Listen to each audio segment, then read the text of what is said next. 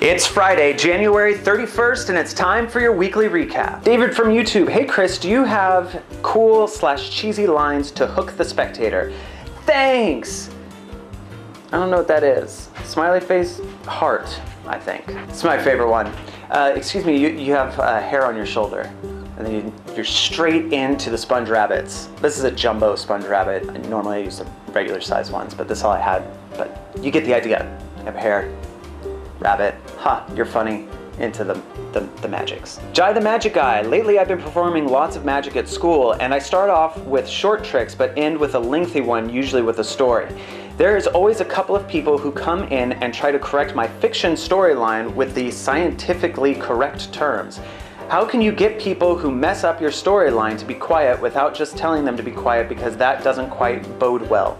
Please help. This is actually a really good question for today's topic, which is improvisation, because there is something in the art of improvisational comedy that works really well with magic, and I feel like if more magicians used it, they'd be able to relax a little bit more when they're doing those large story style tricks. It is the yes and theory. Basically what that means is when you're in an improv scene with two people and someone gives a suggestion, puts something out there as a character, you have to agree with it. If you deny it, it kills the scene. It stops everything. You can use the same idea in magic. Yes and means you agree with it and you add to it. You add something to what has just been given to you. If someone's coming in and giving you the scientifically correct terms or any other input as you're telling a story, since you're doing close-up magic, you have to be able to interact with people. You can't just have them be quiet. You can't control people that way. There is a give and take in close-up magic. So you have to take what they give you, agree with it, and add to it. And by being able to do that, it's really going to help your close-up magic and your storytelling. I highly recommend, as a magician, to go out and take improv classes. It is going to help your magic immensely. Definitely go look for some class on improv acting. Chris Ballinger Fan 14 says, hey, this isn't a question about improv, but I saw the Facebook post with the romantic tips and I wanted to know the name of the coin trick and if you would do a new one, maybe. Thank you, smiley face, big smiley face. That is a great username, by the way. I like that. What? I'm not talking to you, I'm talking to the camera. Well, you should change your voice. I like that. That was great. Thank you. Thanks for watching the romance tips video from the Valentine's Day special that we did years ago. If you want to check that out, I'll put a link right here. The coin trick that I did in that is called Ring Thing by Xanadu, and it's a great trick. You should definitely check that out as well. We're already too close to Valentine's Day to do another one of those videos this year, but we do have plans to make more silly videos like that one, so definitely keep checking out the Magic Geek YouTube account, page, profile, what is that? Channel.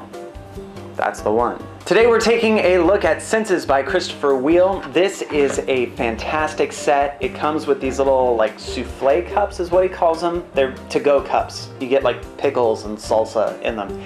And you're able to do some really visual, amazing magic with coins, dollar bills, cards, anything you can fit inside the cup, you can do some really amazing stuff with. What I really like about this is you can tell that he had an initial concept and then built off of that and thought way outside the box on a lot of the stuff. The DVD is 2 hours long.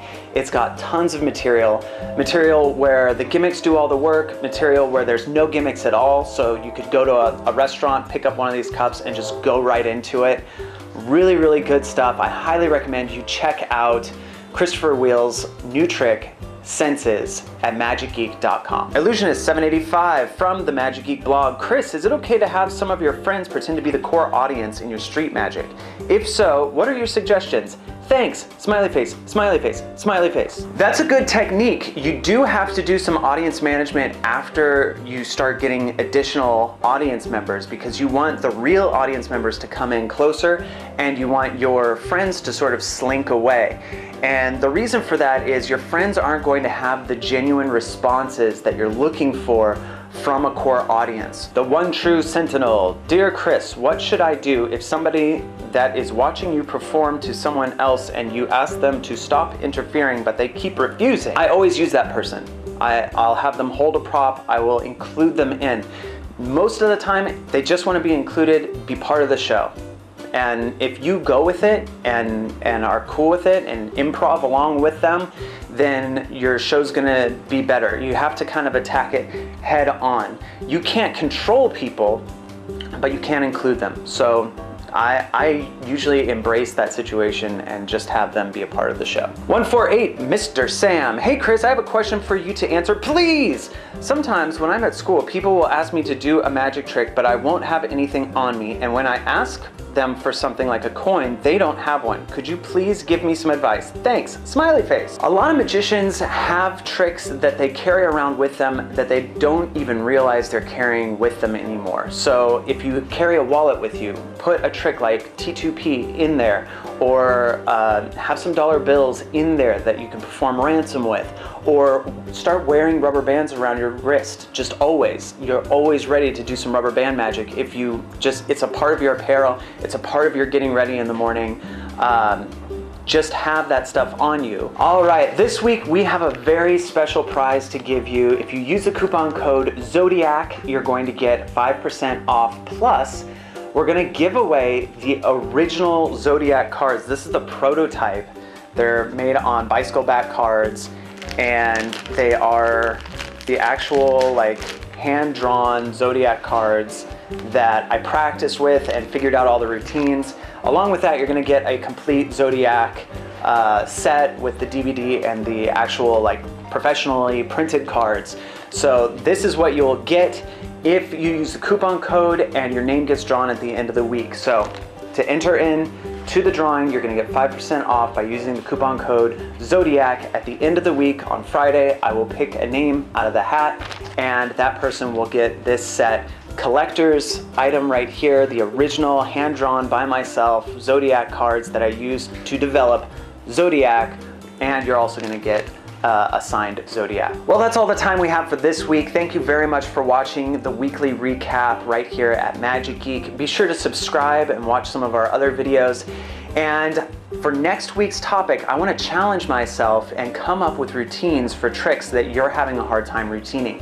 So in the comment section down below, what I want to know from you is which tricks you have that you're having a hard time sort of coming up with a story with, and I will try and help you next week by coming up with different storylines for those tricks. So either place a question or a trick that you're having a hard time coming up with a storyline with in the comment section down below, or on Magic Geek's Twitter, Facebook, or the Magic Geek blog. I'll see you next week. Thanks for watching.